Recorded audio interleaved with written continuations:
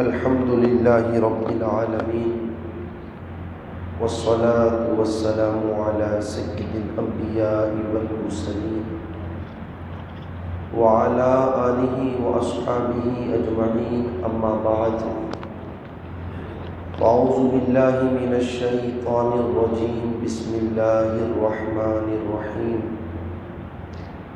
إنا أعطيناك الكوثر صدق الله العظيم وبلغنا رسوله النبي الأمين المتين المبين الكريم ونحن على ذلك لمن الشاهدين والشاكرين والحمد لله رب العالمين۔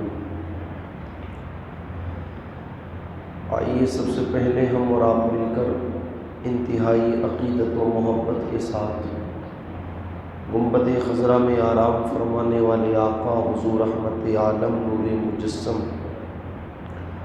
دائی حلیمہ کے حلیم امت کے غم خوار ہم غریبوں کے غم گسار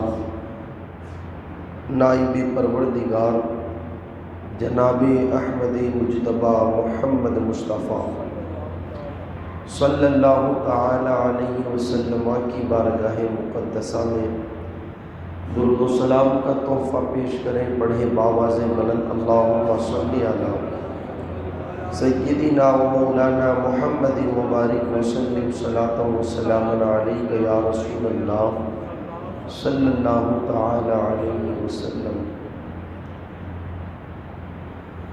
منور میری آنکھوں کو میرے شمس الضحیٰ کر دے،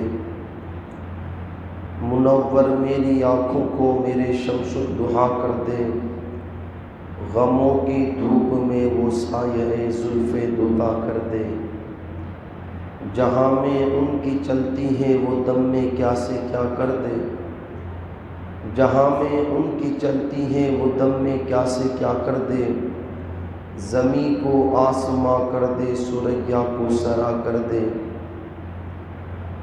اور نبی سے جو ہو بیگانہ اسے دل سے جدا کر دے، نبی سے جو ہو بیگانہ اسے دل سے جدا کر دے، پدر مادر برادر مال و جاں ان پر فدا کر دے، مجھے کیا فکر ہو اختر میرے یاور ہے وہ یاور، بلاؤں کو جو میری خود گرفتاریں بنا کر دے۔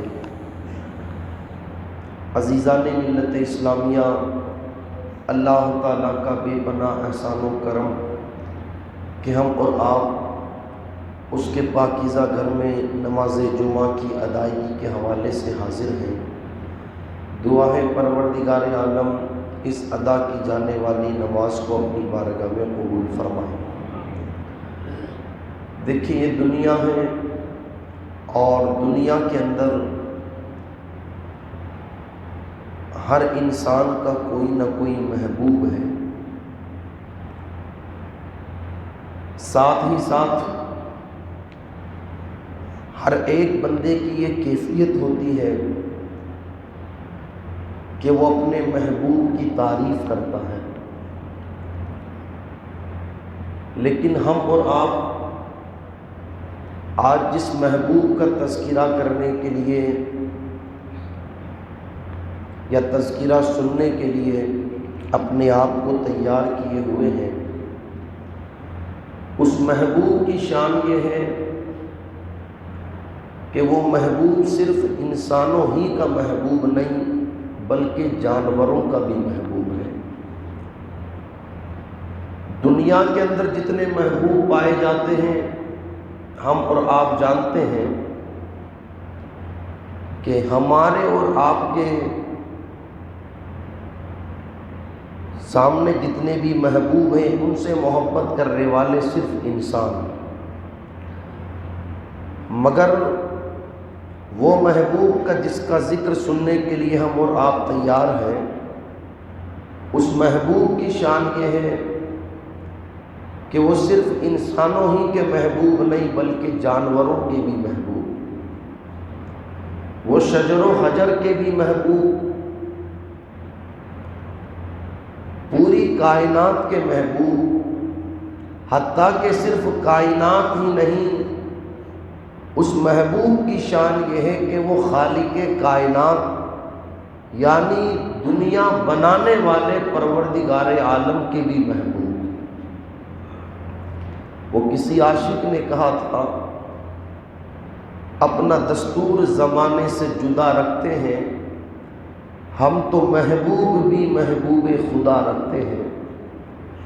یعنی جس مصطفیٰ جان رحمت صلی اللہ تعالیٰ علیہ وسلم سے ہم اور آپ محبت کرتے ہیں، ان کی شان یہ ہے کہ ان سے صرف انسان ہی محبت نہیں کرتے، ان سے جانور بھی محبت کرتے ہیں، ان سے شجر و حجر بھی محبت کرتے ہیں، ان سے پہاڑ بھی محبت کرتے ہیں، ان سے حیوانات بھی محبت کرتے ہیں، ان سے چاند و سورج بھی محبت کرتے ہیں۔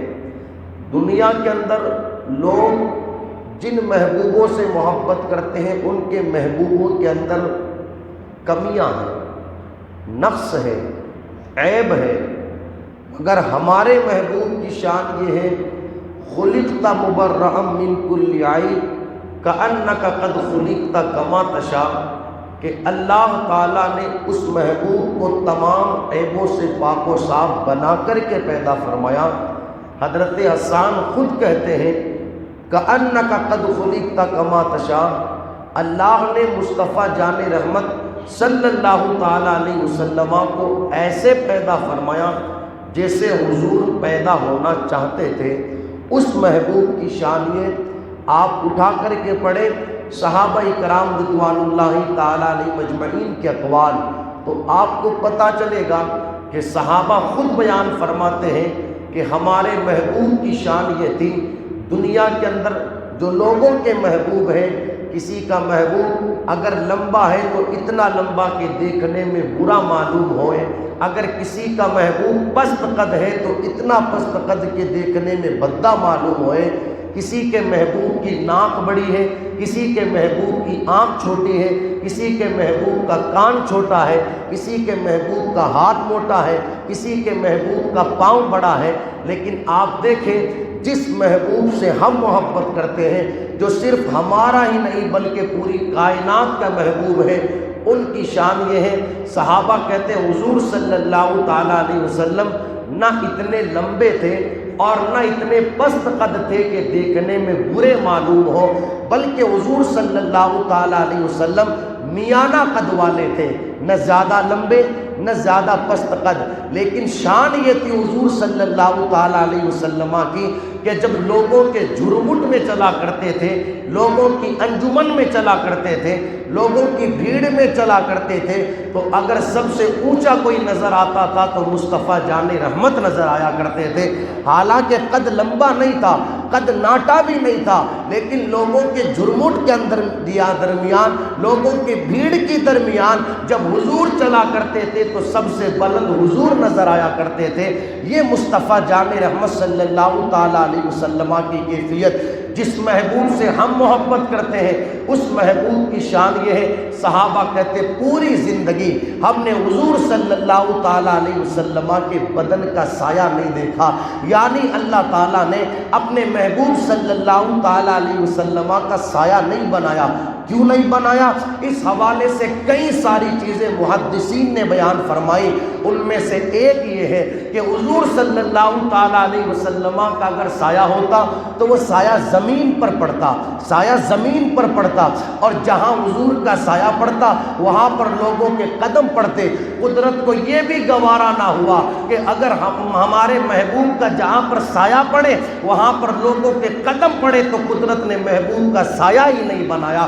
اور ایک بڑی پیاری بات محدثین نے اور ذکر فرمائی، توجہ سے سن گے انشاءاللہ ایمان تازہ ہوگا۔ آپ دیکھیں اللہ تعالیٰ نے اپنے محبوب صلی اللہ تعالیٰ علیہ وسلم کا سایہ نہیں بنایا۔ کیوں؟ اس لیے کہ آپ نے دیکھا ہوگا انسان جب روشنی کے اندر چلا کرتا ہے تو کئی مرتبہ اس کا سایہ اس کے پیچھے ہوتا ہے، اور کئی مرتبہ اس کے سایہ اس کے دائیں آتا ہے، کئی مرتبہ اس کا سایہ اس کے بائیں آتا ہے، اور کئی مرتبہ اس کا سایہ اس کے آگے آتا ہے۔ روشنی جب پیچھے ہو جاتی ہے تو سایہ بندے کا آگے پڑا کرتا ہے۔ اگر حضور علیہ السلام کا بھی سایہ ہوتا تو وہ سایہ کبھی حضور علیہ السلام کے آگے آگے چلا جاتا، قدرت کو یہ بھی گوارا نہیں، دوسرے لوگ تو بہت بات کی بات، مصطفیٰ جان رحمت صلی اللہ تعالیٰ علیہ وسلم کا سایہ بھی حضور کے آگے چلا جائے، یہ بھی قدرت کو گوارا نہیں۔ یہی وجہ ہے محدثین فرماتے ہیں اللہ تعالیٰ نے اپنے محبوب صلی اللہ تعالیٰ علیہ وسلم کا سایہ بھی پیدا نہیں فرمایا۔ یہ اس محبوب کی شان جس سے ہم محبت کرتے ہیں، جو صرف ہمارے ہی محبوب نہیں بلکہ پوری کائنات کے محبوب ہیں۔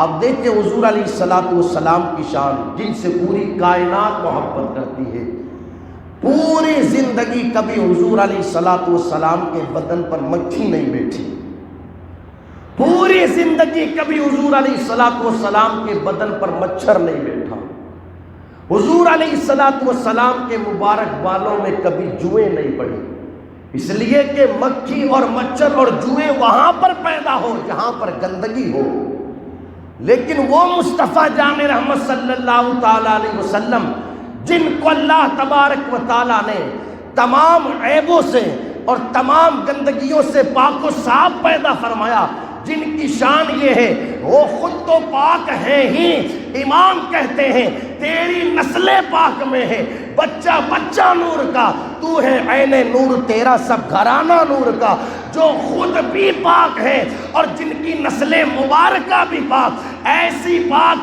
پاک اللہ کا قرآن کہتا ہے کہ اللہ تعالیٰ نے نبی کے گھرانے والوں سے تمام طرح کی گندگیوں کو دور فرما دیا اور اللہ تعالیٰ نے انہیں خوب پاک و صاف فرما دیا ہے۔ مصطفیٰ جان رحمت صلی اللہ تعالیٰ علیہ وسلم خود بھی پاک، آپ کے گھرانے والے بھی پاک، تو ایسے محبوب ہیں جن سے ہم محبت کرتے ہیں۔ صرف انسان ہی محبت نہیں کرتے، حضور علیہ السلام سے کائنات کی ہر چیز محبت کرتی ہے۔ آپ دیکھیں پتھر کسی سے محبت نہیں کرتا، پتھر، اس لیے کہ محبت کے لیے دل چاہیے، جہاں دل ہوگا محبت وہاں ہوگی، مگر پتھر میں دل نہیں۔ مگر بخاری شریف میں حدیث مبارکہ میرے آقا صلی اللہ تعالیٰ علیہ وسلم ارشاد فرماتے ہیں، لوگوں یہ جو احد پہاڑ ہے نا، احد پہاڑ یہ ہم سے محبت کرتا ہے، ہم اس سے محبت کرتے ہیں۔ مدینہ شریف میں پہاڑ جو لوگ جا کر کے آئے ہوں انہیں زیارت کی ہوگی، اللہ ہمیں بھی اس کی زیارت نصیب فرمائے۔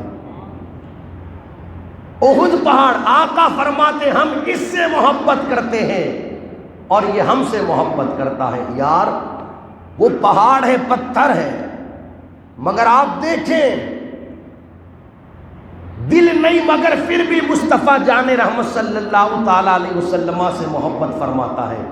ایک اور حدیث مبارکہ اسی پہاڑ کے حوالے سے، ایک مرتبہ حضور علیہ السلام اپنے چاروں یاروں کے ساتھ، جناب صدیق اکبر، جناب عمر فاروق اعظم، جناب عثمان غنی اور سرکار مولائے کائنات رضی اللہ تعالی عنہ کے ساتھ اس پہاڑ پر جلوہ فرما ہے۔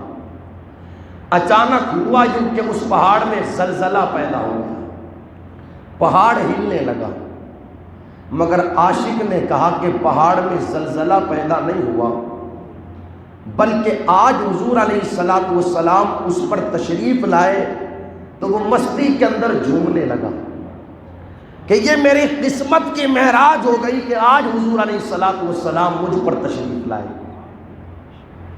جب اس میں ہلنے کی کیفیت پیدا ہوئی تو حضور علیہ السلام نے اپنا مبارک پاؤں اس پر مارا اور ارشاد فرمایا، رک جا، کیا تجھے خبر نہیں کہ تجھ پر ایک نبی، ایک صدیق اور 3 شہید موجود ہیں۔ ایک روایت میں 2 شہید کا ذکر ہے، 2 شہید موجود ہیں۔ جب حضور علیہ السلام نے اس سے یہ فرمایا تو اس کا زلزلہ بند ہو گیا۔ تو میرے آقا علیہ السلام ارشاد فرماتے یہ احد پہاڑ ہم سے محبت کرتا ہے اور ہم اس سے محبت کرتے ہیں۔ مزید ایک حدیث مبارکہ میں میرے آقا ارشاد فرماتے ہیں اس کا ہم سے محبت کرنا رائے گا نہیں جائے گا، بلکہ جنت میں اللہ تبارک و تعالی ہماری محبت کے صدقے میں اس پہاڑ کو بھی داخل فرمائے گا۔ اسی مدینہ منورہ کے اندر ایک پہاڑ اور ہے جس پہاڑ کو جبل عیر کہا جاتا ہے۔ حالانکہ کئی سارے لوگ اس کا نام بھی نہیں جانتے۔ میرے آقا ارشاد فرماتے ہیں ہم اس پہاڑ سے نفرت کرتے ہیں اس لیے کہ یہ پہاڑ ہم سے نفرت کرتا ہے۔ مصطفیٰ جان رحمت صلی اللہ تعالیٰ علیہ وسلم سے نفرت کرنے والا اگر پہاڑ بھی رہتا ہے تو اس کا نام بھی دنیا نہیں جانتی، لیکن محبت کرنے والا پہاڑ بھی ہو تو خدارا لوگ تمنا کرتے ہیں کہ زندگی میں ایک مرتبہ اس پہاڑ پر حاضری کی سعادت میسر آ جائے۔ میرے آقا ارشاد فرماتے ہیں احد پہاڑ ہم سے محبت کرتا ہے، ہم اس سے محبت کرتے ہیں، اور عیر پہاڑ ہم سے نفرت رکھتا ہے، ہم اس سے نفرت کرتے ہیں۔ ہماری محبت کے صلے میں احد پہاڑ کو جنت میں داخل کیا جائے گا، اور ہماری عداوت کے صلے میں جبل عیر کو جہنم میں داخل کیا جائے گا۔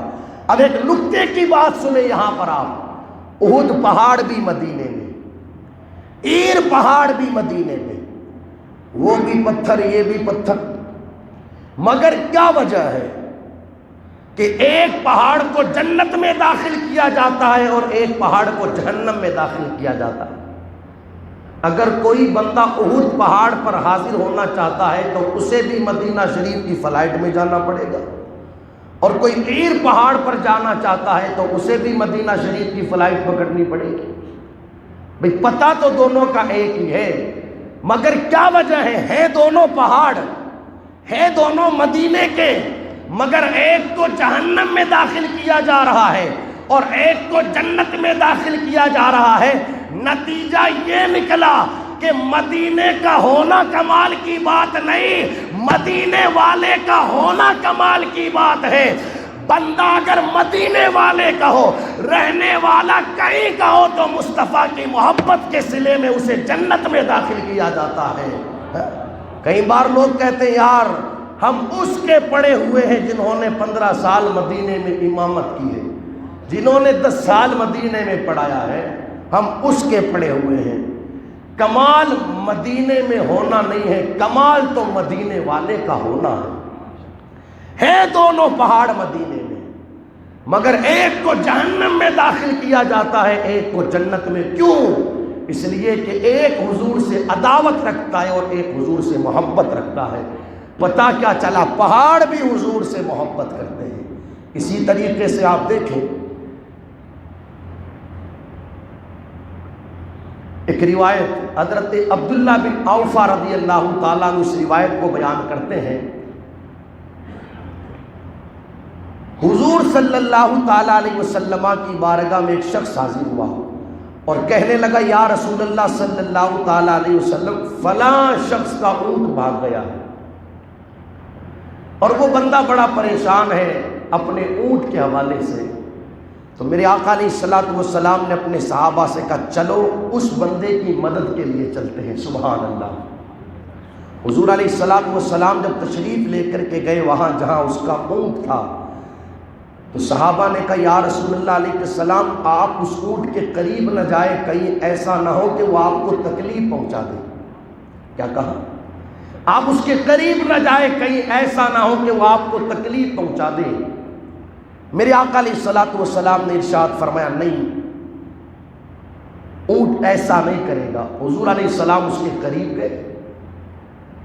راوی بیان کرتے ہیں ہماری آنکھوں نے دیکھا جیسے حضور علیہ الصلوۃ والسلام اس اونٹ کے قریب پہنچے اور اس نے حضور علیہ الصلوۃ والسلام کو دیکھا، کچھ نقصان پہنچائے کچھ کرے یہ تو بہت دور کی بات، اونٹ فوراً مصطفیٰ جان رحمت صلی اللہ تعالیٰ علیہ وسلم کی بارگاہ میں حاضر ہوا اور اس نے اپنی گردن کو حضور علیہ الصلوۃ والسلام کے قدموں میں رکھ دیا، یعنی اس اونٹ نے آ کر کے مصطفیٰ جان رحمت صلی اللہ تعالیٰ علیہ وسلم کو سجدہ کیا۔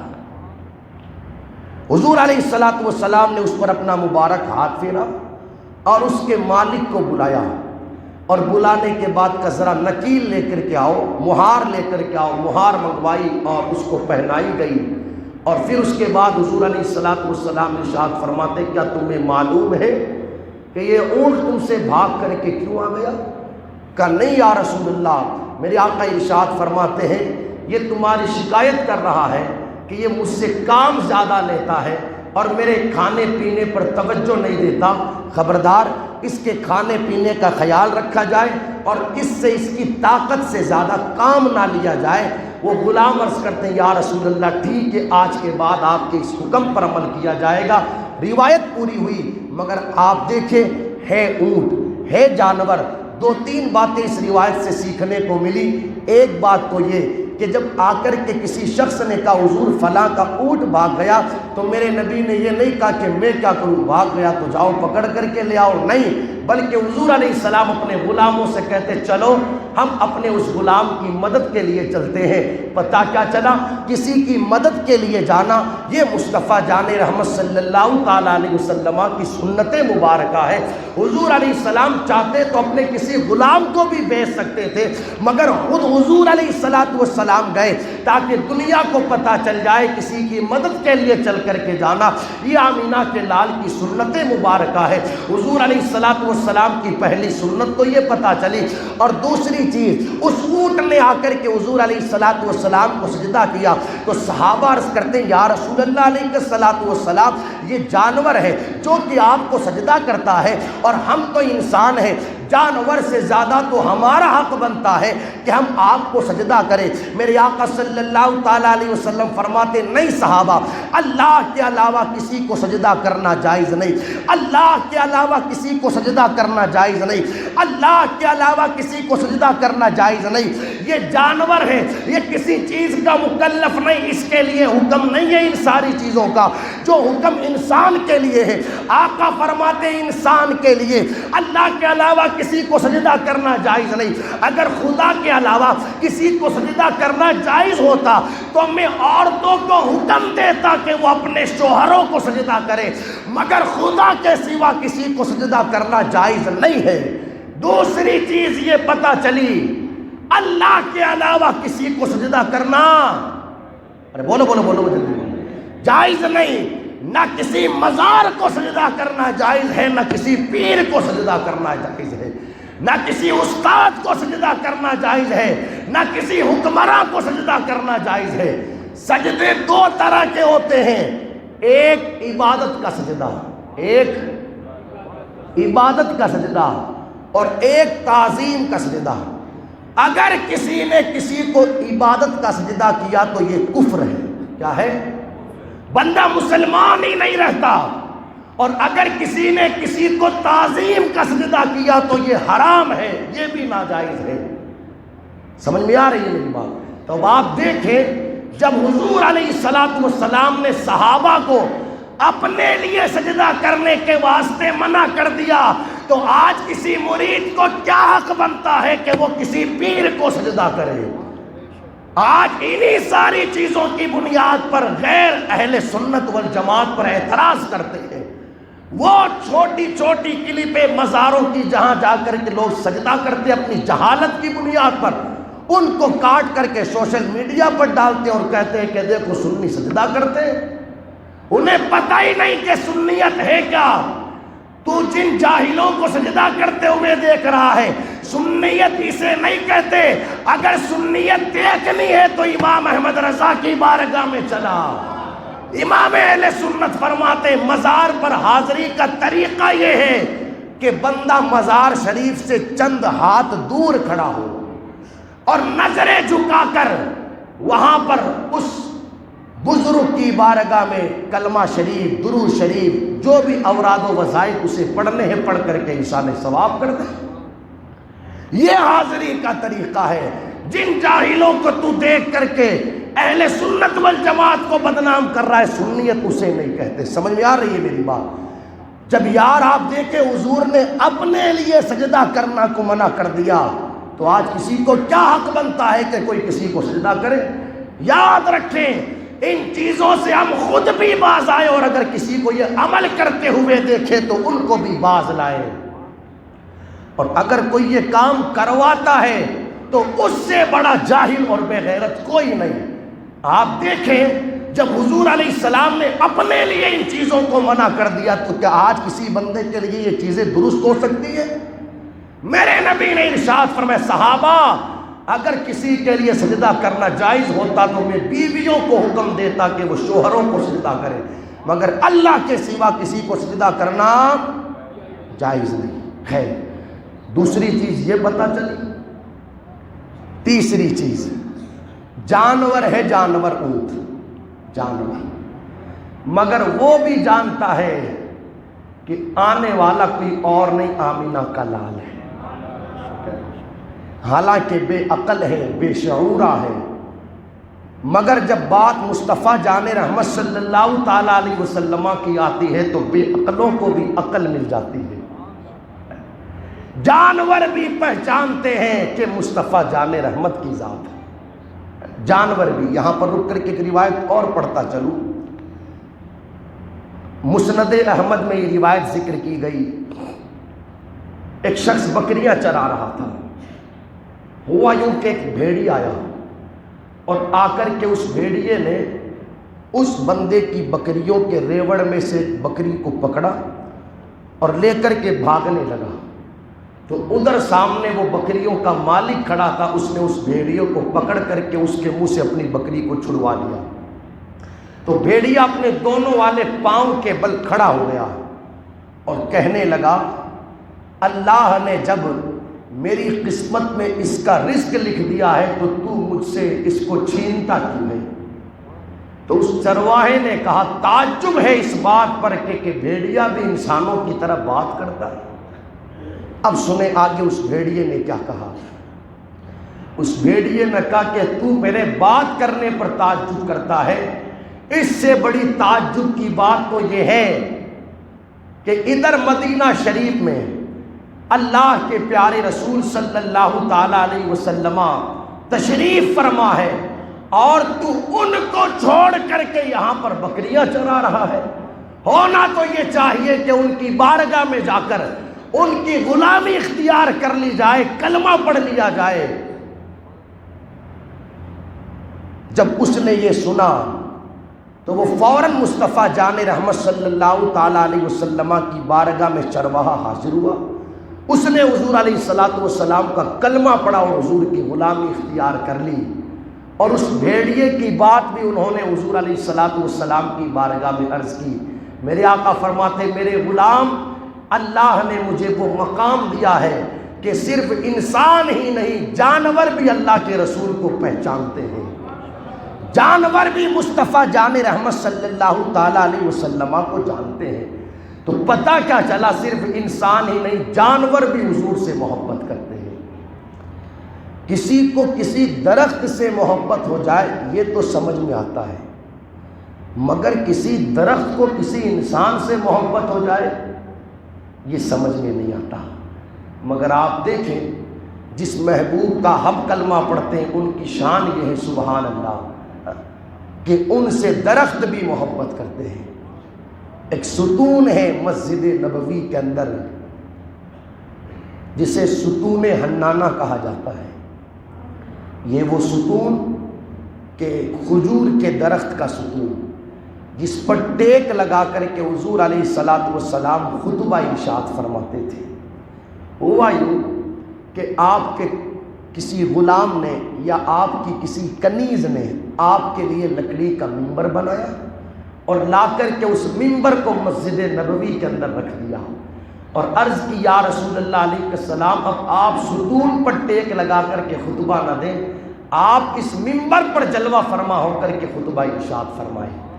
سنیں حضور علیہ السلام جب اس منبر پر تشریف فرما ہوئے خطبہ دینے کے لیے تو صحابہ کہتے ہیں مسجد نبوی کے اندر رونے کی آواز بلند ہونے لگی۔ کاہے کی آواز بلند ہونے لگی؟ اور وہ آواز کیسی بلند ہو رہی تھی؟ فرماتے جیسے کسی بچے کی جدائی پر ماں روتی ہے، اس طریقے سے مسجد نبوی کے اندر رونے کی آواز بلند ہونے لگی۔ اور اس رونے کی کیفیت یہ تھی کہ مسجد نبوی کے سارے حاضرین رونے لگے۔ میرے آقا صلی اللہ تعالیٰ علیہ وسلم نے جب اس آواز کو سنا تو آپ اس منبر سے نیچے اتر کر کے تشریف لائے، اس ستون کے قریب، آج تک جس کے قریب کھڑے ہو کر کے حضور علیہ السلام خطبہ ارشاد فرماتے تھے، حضور علیہ السلام نے دیکھا کہ یہ ستون رو رہا ہے، اور عرض کر رہا یا رسول اللہ علیہ الصلوۃ والسلام مجھے سب گوارا ہے مگر یہ مجھے کبھی گوارا نہیں کہ آپ مجھے اپنے سے جدا کر دے رہے۔ صحابہ کہتے ہیں حضور علیہ السلام نے اس کو اپنے سینے سے لگایا اور سینے سے لگانے کے بعد اس کو تسلی دی۔ فرمایا گیا اگر مصطفیٰ جان رحمت صلی اللہ تعالی علیہ وسلم اس ستون کو اپنے سینے سے نہ لگاتے تو ستون اتنا روتا کہ وہ رونے کی بنیاد پر پھٹ جاتا اور اسی طریقے سے قیامت تک روتا رہتا۔ یہ محبت تھی اس ستون کی مصطفیٰ جان رحمت صلی اللہ تعالی علیہ وسلم کے ساتھ، مگر اس کو تسلی دینے کے لیے، اس کی ڈھارس بندھانے کے لیے مصطفیٰ جان رحمت نے اس تنے کے بارے میں حکم دیا کہ اس تنے کو ہمارے اس منبر کے نیچے دفنا دیا جائے۔ یعنی حضور علیہ الصلوۃ والسلام نے اس ستون کو بھی اپنے سے دور نہیں کیا۔ آپ دیکھیں ہے لکڑی کا تنا مگر حضور علیہ الصلوۃ والسلام سے کس قدر محبت کرتا ہے۔ صحابہ کہتے ہیں ایک سفر میں ہم حضور علیہ الصلوۃ والسلام کے ساتھ تھے، ایک آواز آئی السلام علیک یا رسول اللہ۔ صحابہ کہتے ہیں یا رسول اللہ علیہ الصلوۃ والسلام یہ جنگل ہے، یہاں پر کوئی نظر نہیں آ رہا، کون ہے آپ کا دیوانہ جس نے آپ پر سلام پیش کیا ہے؟ آقا فرماتے صحابہ وہ جو تمہیں سامنے پتھر نظر آ رہا ہے نا، وہ پتھر ہم سے محبت کرتا ہے اور ہماری محبت میں ہم پر درود پڑھ رہا ہے۔ جناب صدیق اکبر رضی اللہ تعالیٰ عنہ حضور علیہ الصلوۃ والسلام کی بارگاہ سے گئے اس پتھر کے قریب اور جا کر کے آپ نے اس پتھر کو اپنے سینے سے لگایا اور اس کو چوما اور دنیا والوں کو بتا دیا جو پتھر مصطفیٰ سے محبت کرتا ہے اس سے ابو بکر بھی محبت کیا کرتے ہیں۔ یہ محبتوں کا انداز ہے۔ آپ دیکھیں جس محبوب سے ہم محبت کرتے ہیں ان کی شان یہ ہے ان سے جانور بھی محبت کرے، ان سے درخت بھی محبت کرے، ان سے چاند و سورج بھی محبت کرے، ان سے آسمان بھی محبت کرے، ان سے پہاڑ بھی محبت کرے، ان سے دریا بھی محبت کرے۔ غرض یہ کہ کائنات کی ہر چیز مصطفیٰ جان رحمت صلی اللہ تعالیٰ علیہ وسلم سے محبت کرتی ہے۔ حضرت عبداللہ ابن مسعود، حضرت عبداللہ ابن عباس رضی اللہ تعالیٰ عنہ بیان فرماتے ہیں ہماری آنکھوں نے دیکھا حضور علیہ الصلوۃ والسلام کھانا تناول فرمانے کی غرض سے تشریف فرما ہے، آپ نے روٹی کا لقمہ توڑا اور توڑ کر کے اپنے منہ کے قریب لے جانے لگے تو روٹی کے لقمے نے بھی کہا سبحان اللہ سبحان اللہ سبحان اللہ، یعنی روٹی کے لقمے سے بھی آواز آتی ہے سبحان اللہ کی۔ یہاں پر دو چیزیں جو سمجھ میں آئی وہ یہ، ایک تو یہ کہ روٹی کا ٹکڑا بھی اللہ کی تسبیح بیان کرتا ہے، روٹی کا لقمہ بھی اللہ کی حمد بیان کرتا ہے، اور دوسرا یہ کہ آج روٹی کا ٹکڑا بھی اللہ کا شکر ادا کر رہا ہے، مولا تو نے مجھے لقمہ بنایا ہے تو کسی اور کا نہیں اپنے محبوب کا لقمہ بنایا ہے۔ اس بات پر وہ خدا کا شکر ادا کر، روٹی کا لقمہ بھی حضور سے محبت کرتا ہے۔ کائنات کی ہر چیز ہماری ذمہ داری بنتی ہے، ہر چیز حضور سے محبت کرتی ہے، ہم بھی حضور سے محبت کریں، ٹوٹ کر محبت کریں، اپنے مقدر پر ناز کریں۔ اللہ نے الحمدللہ ثم الحمدللہ ہمیں سنی بنایا ہے۔ کیا بنایا ہے؟ اپنا عقیدہ مضبوط رکھیں، کسی کی باتوں میں نہ آئیں، ساری دلیلیں چھوڑیں۔